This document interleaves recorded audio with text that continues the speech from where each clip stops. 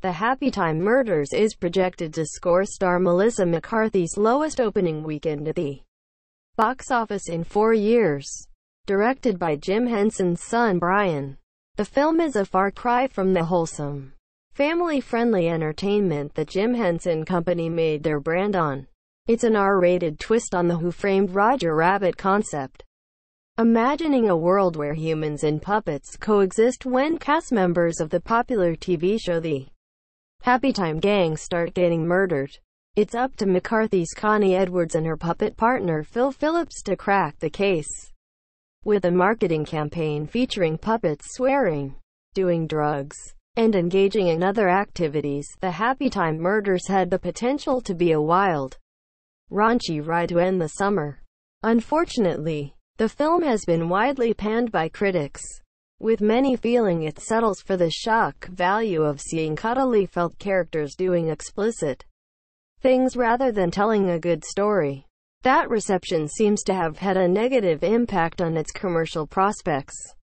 Related, Happytime Murders PSA warns against talking in theaters. According to Box Office Pro, the Happytime Murders is estimated to make $14 million in its first 3 days.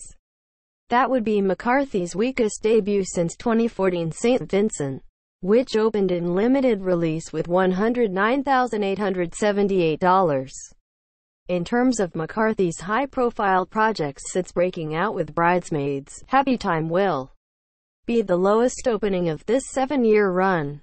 Even Life of the Party earned $17.8 million when it came out back in May.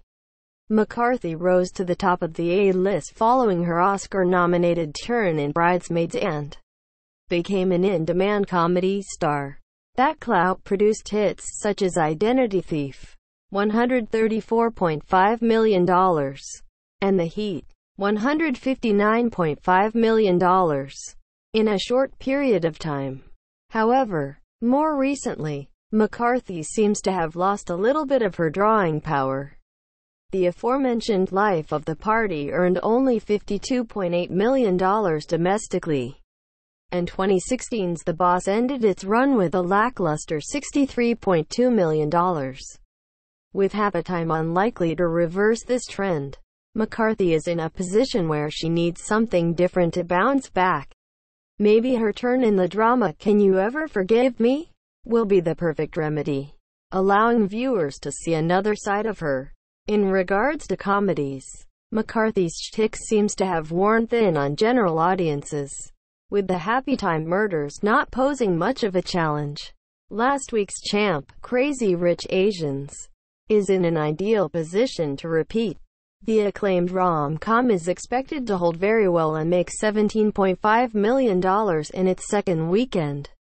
Elsewhere in the top 5 should be Holdovers, The Meg, Mission Impossible, Fallout, and Christopher Robin. Source: Box Office Pro. Tags: Happytime Murders.